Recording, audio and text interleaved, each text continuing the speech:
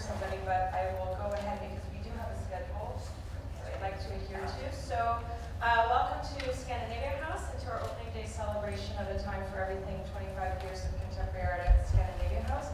My name is Emily Stoddard. I'm the manager of the galleries here, and I'm also the curator of the exhibition. I'm just going to introduce our schedule for today so everyone understands that we have first an artist talk with Pekka and Teija Isorättyä, and then after that we are going to switch over for our panel discussion at 3 o'clock, and then we will have a reception here on the second floor, and that's when the stairwell will be open for you to peruse the galleries upstairs. For now, I ask that if you do want to see the show, to take the elevator until we open up the stairwell at 4 o'clock. So without further ado, I'd like to introduce Pekka and Teija Isorättyä. Pekka and Teija are from Finland, and they are also in our exhibition upstairs. They are known for their mechanical sculptures, robots, and installations that explore the human relationship to technology and nature in a poetic manner, but also with tongue-in-cheek playfulness. The Isorättyäs often use recycled materials, scrap metal, and waste plastic, as well as bone and animal leather as a starting point for their works, combining them with technology. And over recent years, Pekka and Teija have fused their material sensibilities with architecture, developing large-scale public sculptures and installations for planetariums, universities, hospitals, train stations, and more throughout Finland.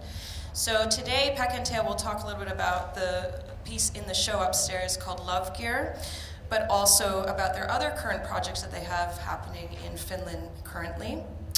Pekka and Teija have exhibited internationally and have lived and worked in Mexico, Japan, New York, and Berlin. They have received the Lapland Art Award, the William Turing Foundation Prize, Public Choice Awards from the Ars Fenica 2017 exhibition at Kiasma, and the 2010 and 2011 Nord Art exhibitions in Germany. And they are found in many collections in Finland, as well as internationally, including the Finnish National Gallery, the Aina Art Museum, and the Jenny and Antti Witthuri Foundation collection. So without further ado, I'd like to welcome Pekka and Teija.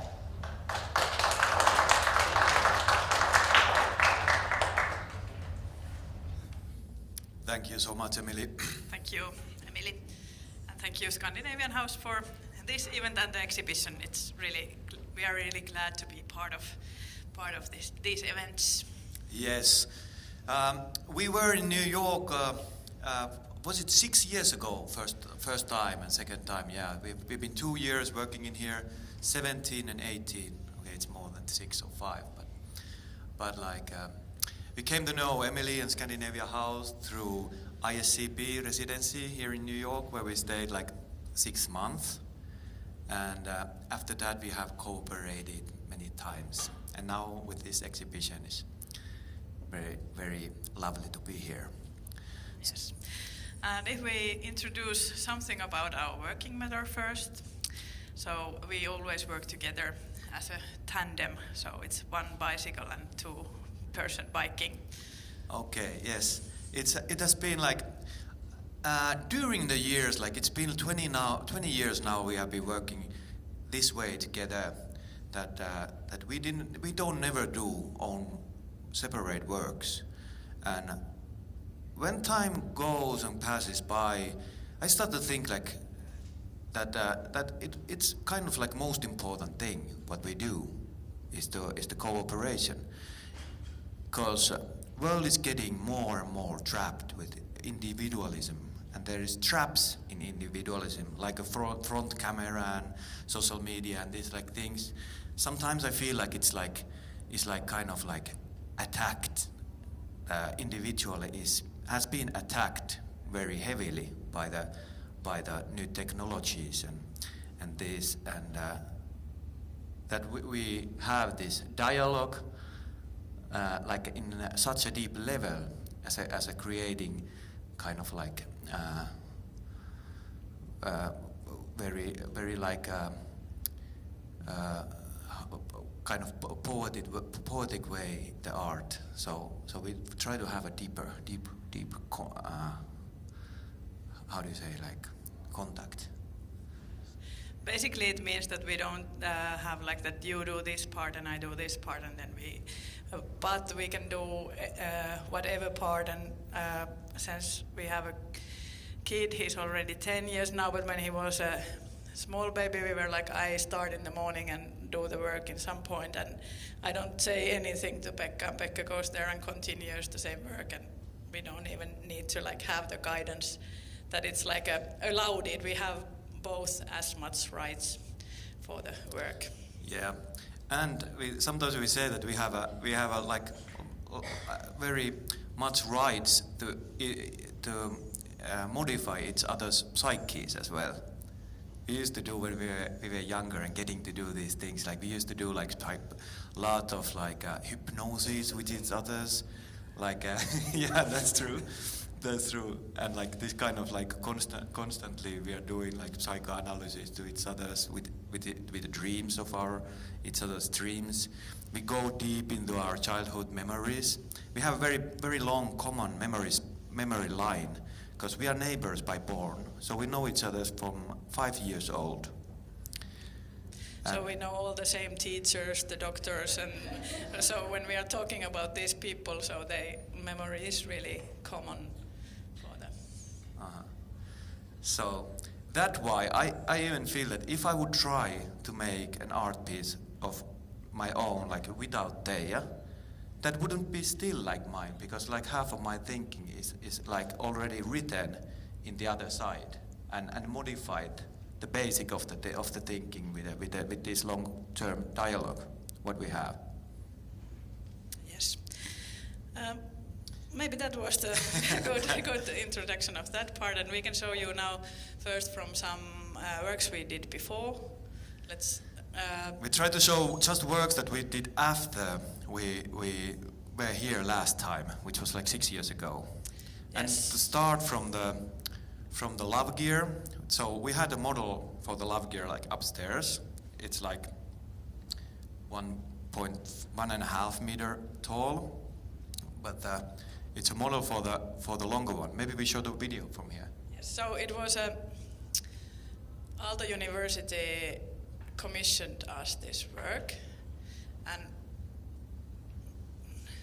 here is this is from our studio from Helsinki, and so this bigger one is 5 meters, around 5 meters tall, and this we did first, but here we are watching the model actually, but it stayed actually unfinished until last summer when Emily came to the studio visit, and she said you have to finish this for the openings of this show.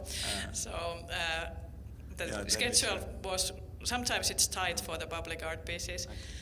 And this, like when we work site specifically, like this commission was for we knew that it will be placed in a wall of a faculty of mechanical engineering in Aalto University. So that was the starting point, and we wanted to kind of create a window through the wall in some kind of hardly. We have this thing with machines, you know, because they are like conquering our world so much and controlling our world and our lives so much. So we always try to approach them and see how is the human dealing with the machines. Yeah, there is the big one in the video working. The big one works very well in the nighttime. Yeah, it's very nice. But in the daytime, it reflects, the mirror reflects the park which is in front of it. So it has like a forest. Yes. Yes, here. Here you see that. Here's the picture. So the idea was there is a small forest in front of the building, and there it's actually, you cannot build there because there are these small squirrels. Yeah, there's flying squirrels. Yeah. That are protected. So they are endangered species in Finland, so it's also like a reflecting and showing the beauty of that small area in the daytime. So, try to go forward. Okay, then we have some like part of our work is like this DIY robotics that we've been we've been always interested in, because like we used to see like our apps and gadgets and everything what we have is a material that you build like nowadays, and it's fun to take those things like part of the construction of your sculptures. And like there is this one work we created during 2 years. There is three figures that they are sitting in a bar, and these guys are drinking heavily. I think the girl as well. She's a portrait of our Mexican friend Marina Deita. She's a little bit more poetic characters. These guys are totally fucked up. This is Tortsua and this is Meke. Yeah. That's shown we showed it several museums. Last winter it was in China, in Beijing, in this biennale, and it was very funny because we went subtitles. They talk Finnish, and then there is English subtitles, and in China we had to put like Chinese subtitles as well. But these guys talk very ugly. They swear a lot, and in China we need to like peep all the swear word, and it got like different political meaning because you have to like do so many like censored parts in there. So it was kind of funny. Yes. Yeah, I think in here also we have this soul and machinery always somehow connected.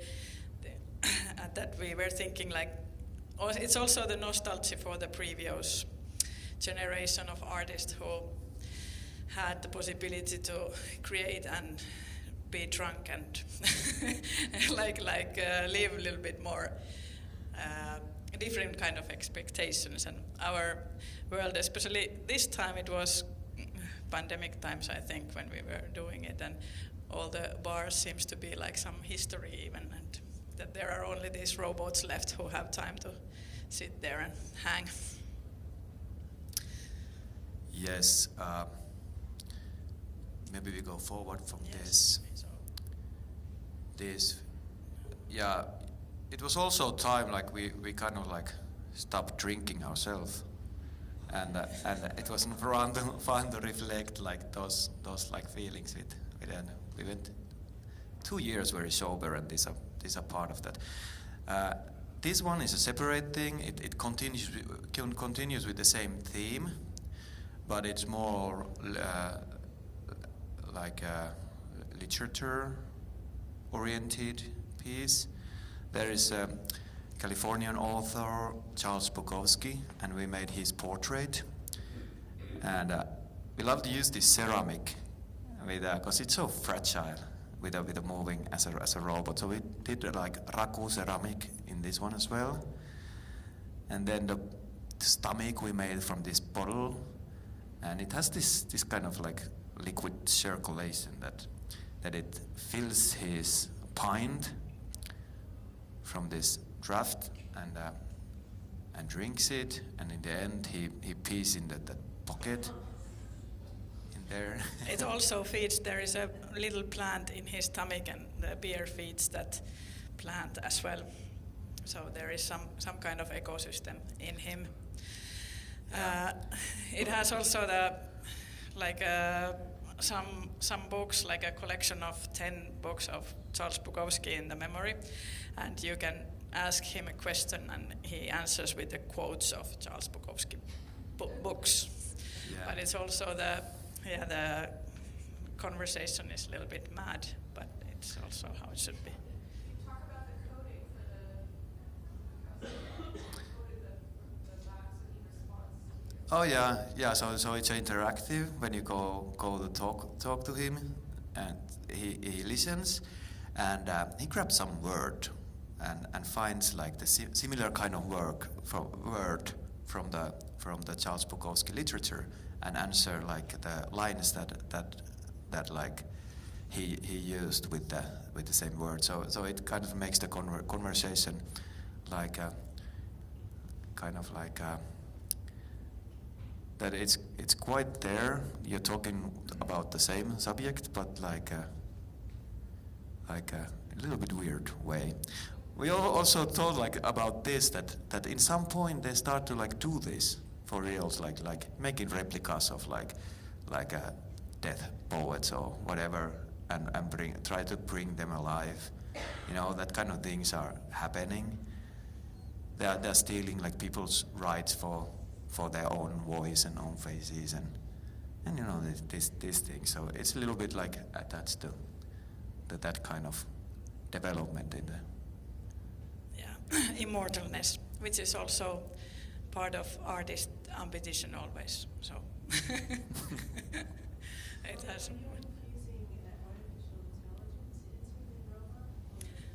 In this has the program where it uses artificial intelligence. It has been the responding program.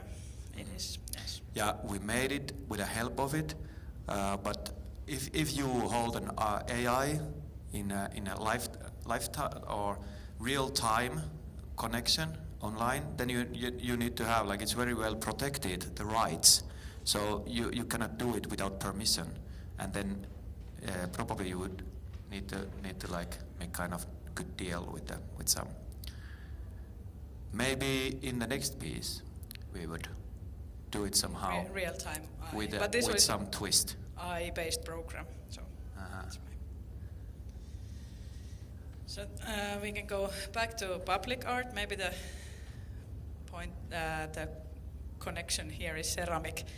We do that like in the robots, but then we always like to connect the ceramic some fragile way that it looks like that it's going to, how it's going to hold. So I like it with the movement or with like thin structures. And this was a hospital in Finland who wanted. In Finland we have quite good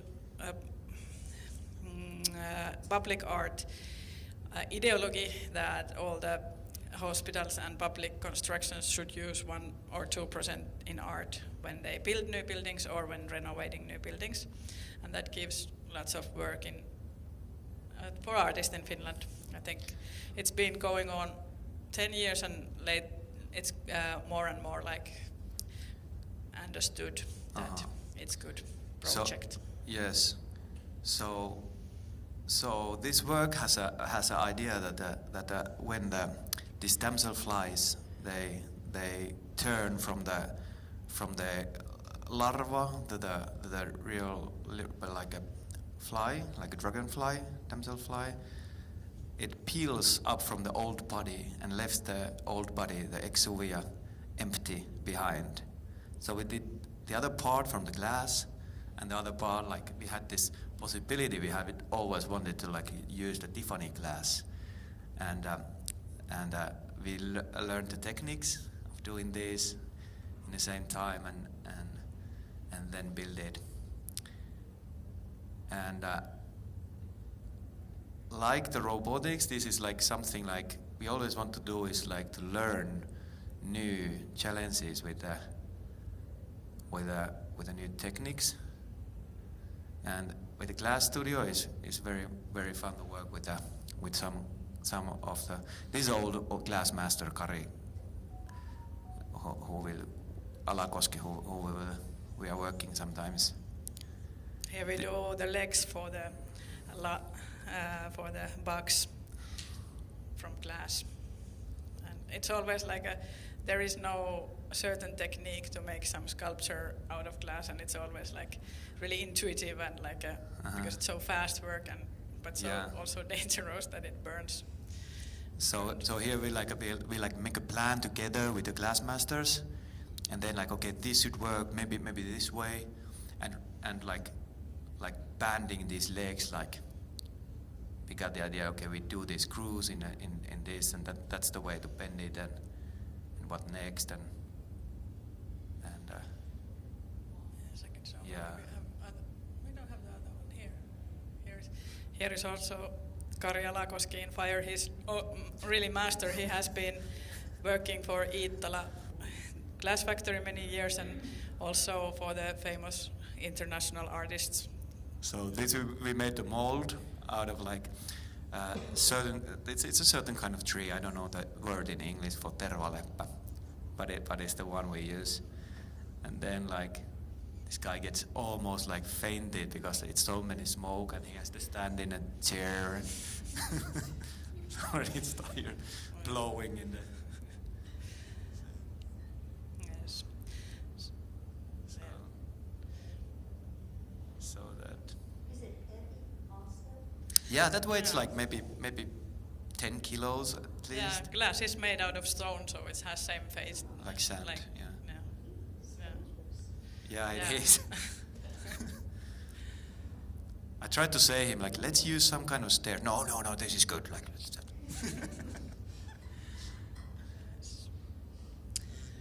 Okay. Then there is like steel pieces. We do a lot. This we did like maybe it was during the pandemic as well. This is one of our biggest like sculptures, and it's called the Buck Salmon. Tornio. It's located. That's our hometown where we are born, and this fish indicates like the flood level of the river. So when it's the flood, like the river rises and the salmon swims. Yeah, it's under the water, the constructions in the springtime. Yeah. And then you also can go into that fish, and then you see this cathedral-like space there. Into it. Yes. So this is made out of rings. When we started to build this, we had a fishing rod, and we put the fishing rod in the pieces, and then started to like glue the pieces together, and it gave with this construction. Then we made the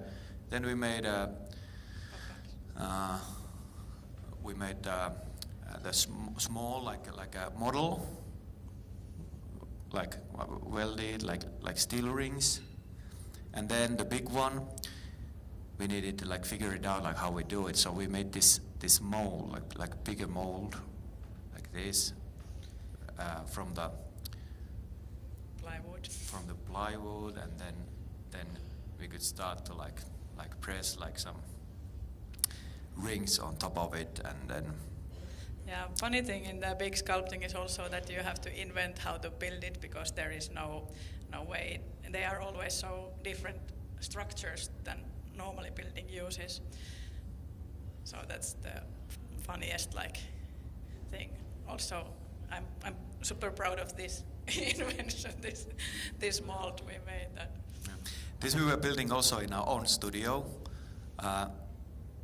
It's the biggest what we built it in our own studio. We had like 2 assistants working they were like metal artisans, metal workers, and they welded this together. And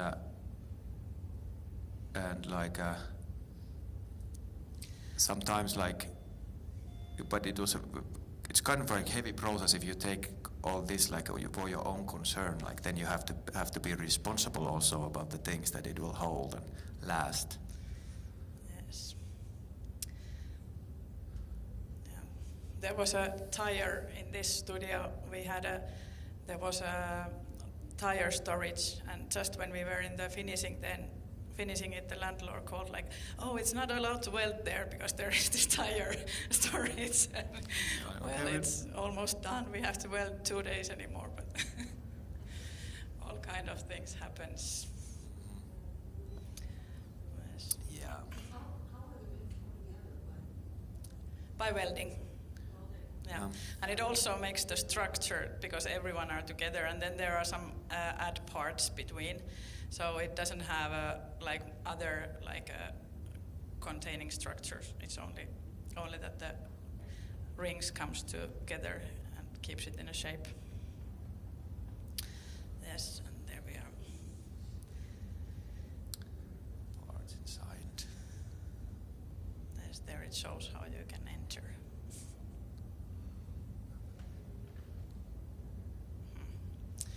Let's go forward. Then we made like with like to try to develop more interaction in the like larger pieces, and this we made there was a Finland has a big jazz festival, Pori Jazz, and the founder of the festival was just recently died, and they wanted to have a monument for that, and we made this piece called Bass String Wings. He was a bass player, and we thought like to make some piece that you can play, and this had it like bass sounds. We also put microphones in there in the structure, and then amplifier we hidden like under there, so we could like make it sound a little bit stronger.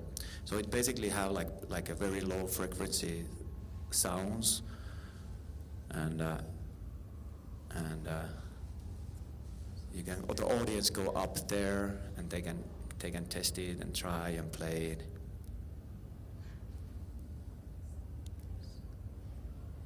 Here it's in the summer.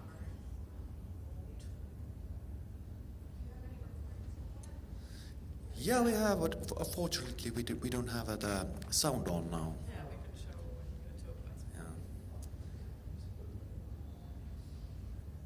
Yeah. Then maybe fast one, the favorite barn owl we made also in Kuopio. Little bit same idea that we had these tubes, small tubes or more steel tubes, but now in like they are longer, the pipes, and we make a different shape. Yeah, we tried. I wanted to like test how we could like how we could like make it like this, that we cut it differently, the pipe. Yeah, that we don't cut straight, but we cut like this, so it looks like feather.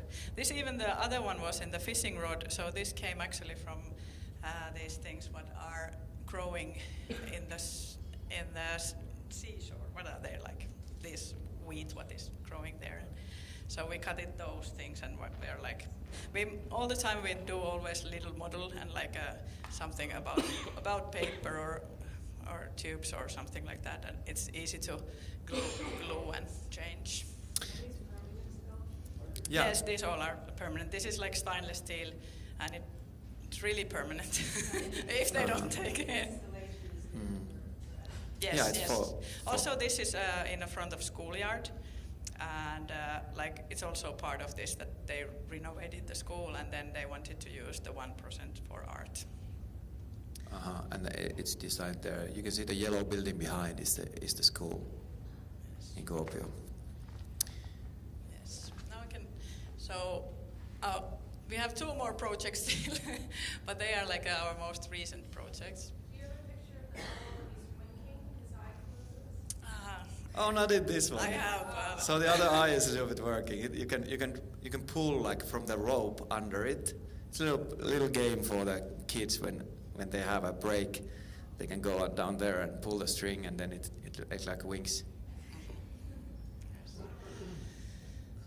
Let's go from there. Okay, this is our one project what we are building right now. This is our major project so far. It continues with a bird thing. This is raven, and this is like something we have been planning like 5 years now. It has like very many different techniques, and we had to collaborate with many manufacturers with this one. So it has a steel construction. Also, stainless steel is the construction. And then it has a copper plates. It's actually unfinished, and it will be open on December. So these are in the point 2 weeks ago where it was going. And so there is steel, there is copper, and then we have done like a beak, and its claws are made of bronze. Here is the beak. We are trying it on.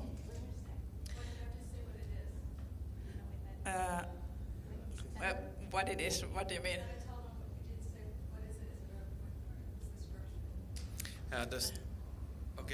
The construction hall raven. You mean? Okay. Okay. Sorry. I thought I would. Okay. So this is a raven. Yes. Yes. It's one of our favorite birds. It has such a like a such a like many like symbolic meanings. In some point, like in Finnish history, like they used to see raven as a like this power animal that can travel between the worlds, what you see and what is unseen. And some shamans could take a raven's form and travel in that. Then there's of course like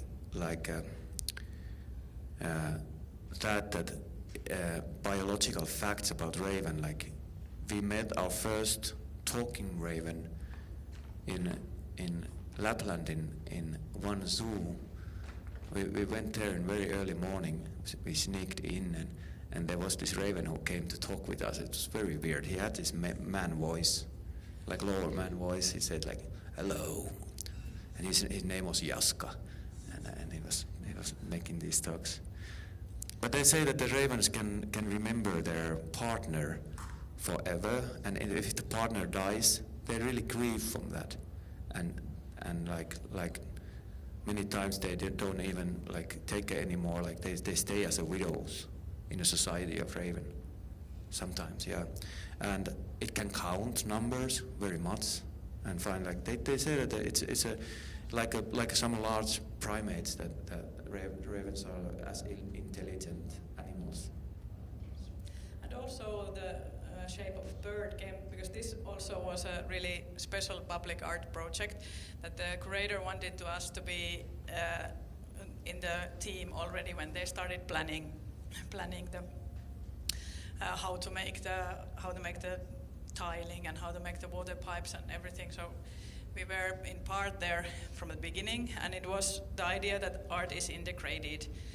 And here they had planned to make a shed where to wait taxis and buses, and then the art could have been integrated on that. But because we were there in the beginning, we said to the team that maybe we could do so big sculpture that it can be also the shelter for the taxi. And yeah, we made a paper model, and they were kind of like surprised of the idea, but in the end, like they were very like happy about it. Like, yeah, it's better to do like, because we had the idea that let's do the sculpture so big that it doesn't even need like any kind of shed or structure. It works as a building as well.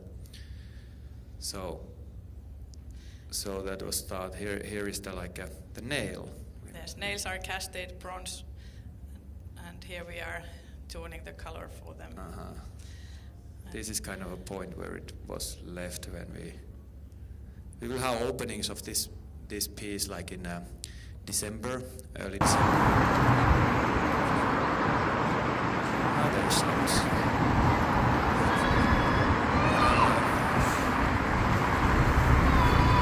I'm loving this because it's kind of a collage. So we collected the old tiles in the pedestal from like that 200 years old. What we found from some abandoned yard. Someone has collected them, and we needed to carry and clean them and then put them in there. Yeah, some of the materials are recycled like those.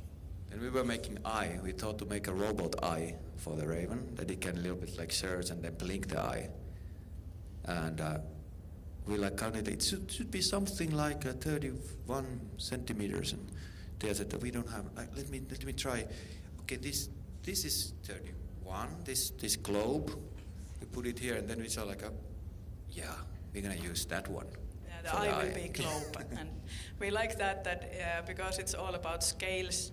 There is in this place there is a small train station from 1846, and then there is a huge train station complex from 10 years ago, and this sculpture is between them, and it's trying to unite the scale of building 200 years ago and today. And then we were thinking that if the eye is the globe, like what the raven then is, and we like that play of scales. Yeah, when we started to study the site, it was like people thought that it's kind of scary place It was next to the range station, and there was lots of like junkies and homeless. Sometimes they're not really homeless, but like this some Finnish scale. Some like, you know, kind of like people in the night times, they're hanging around, and some people thought it's a very scary place to be, and we kind of like took this idea of like, okay, let's take something that is quite scary and let's put it like, let's make kind of a power animal from that. But also this raven has this like dark side as a symbol as well.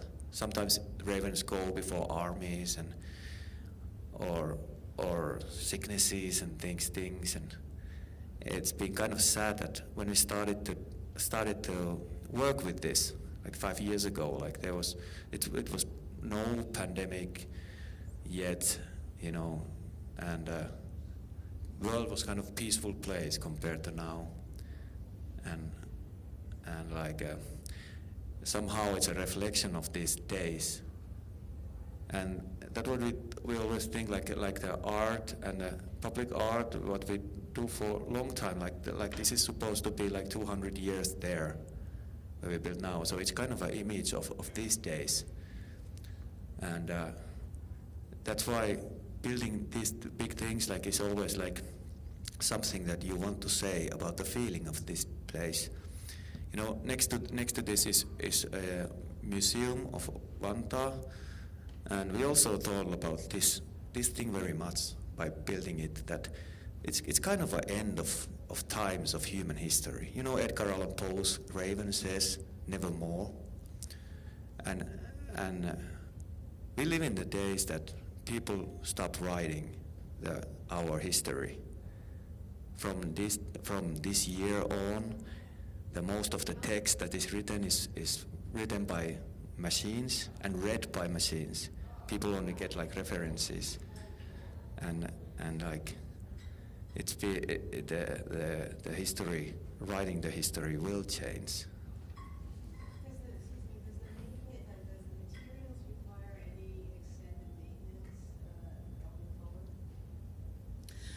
Yeah, stainless steel is quite easy, but of course it has to be washed. And then copper, there is like we have to make a maintenance book, and also, well, the mechanic parts always needs 1 year check and maintenance.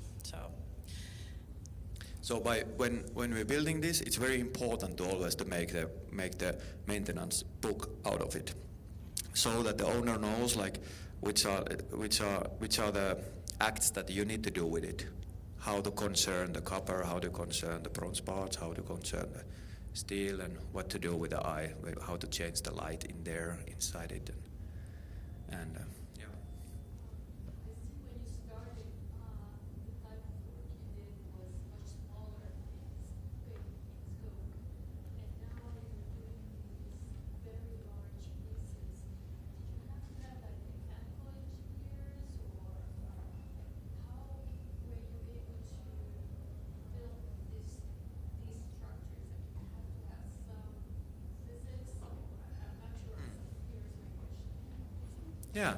Yes, there is. It varies piece by piece, and also when it's a commission, sometimes, like in this work, there is also professionals from the city of Vantaa who is the how do you say, commissioner? Yeah. And this is made with a group of people. You know, we have engineers, architects. I think like the main like, because same time we are developing the whole plaza around it, and there is this like engineer consultants and some architects, and they are like, of course, helping us. And then we say like, okay, now we are in the moment that we need to start calculating the structure, and then they will.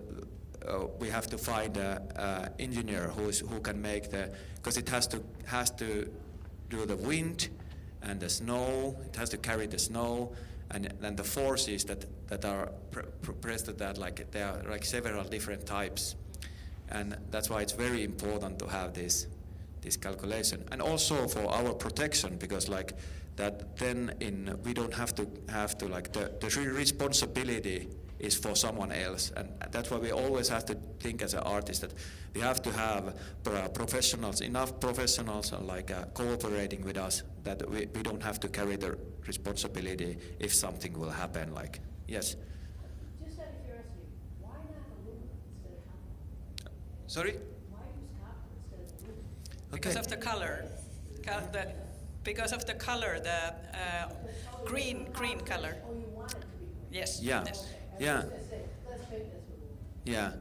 Yeah, there is a lot of copper around it, and in the part of the city they use lots of like red tile and copper roofs, and we wanted to have like material of the roof.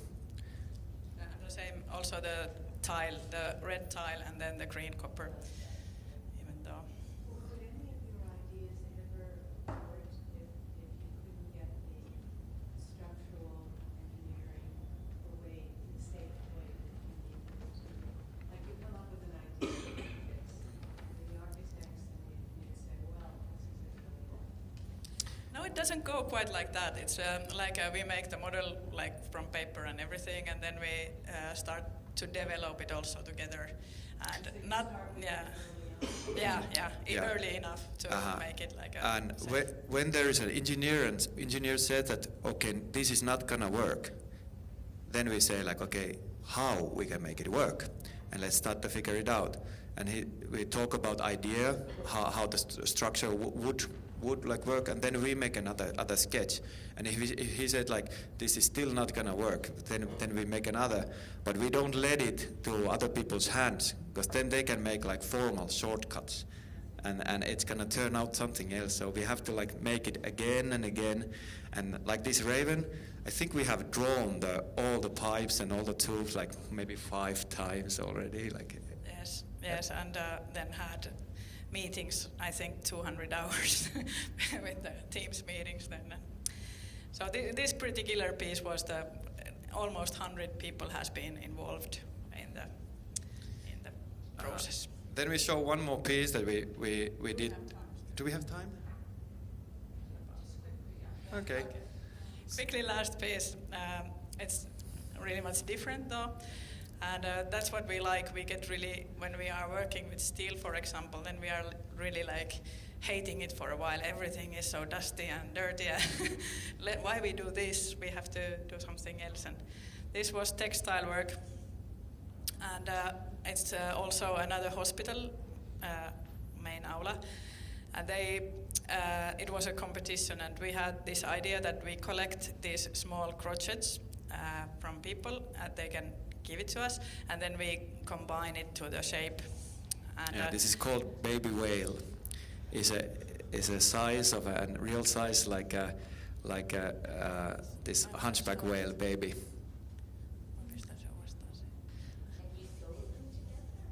Yeah, or crocheting together with just like sewing, like a thread. Yeah. Thread. But then we. It's like iris crochet is the technique called iris crochet. If you find like YouTube videos, there is nice videos about this technique, how you can connect like these like little parts together with this. Yes. Then we made like a structure, and then we put there, this wood glue. We sink everything in wood glue, and then it gives like a nice touch on the top that the dust doesn't go in, but it's like hard kind of the surface then. What's that? How many pounds is that? This is not really heavy. Pounds I don't know, but 180 kilos totally. Together, so it's kind of double in How pounds. much is in pounds, Nina? Markku knows. 400. 300 pounds. They are glass. We made them in the same glass guys like earlier, the other piece. So they're like bubbles that he's blowing, and it was like the way to hide also the hanging wire. There is in the studio, and there is really much uncomfortable positions to do this. Yeah.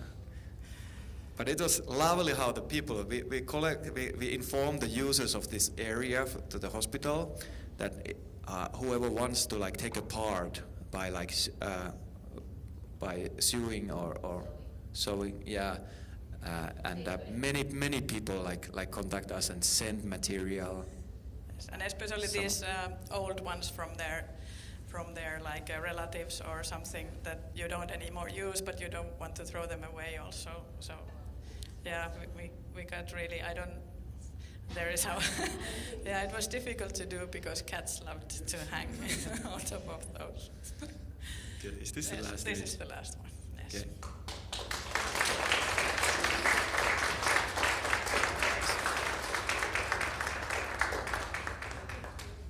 Yes, thank you. Thank you, guys. We're just going to take a minute to restructure the front here for about, we wanted 10 minutes or so? Okay, and then we will regroup. So maybe grab a coffee, but we'll be right back.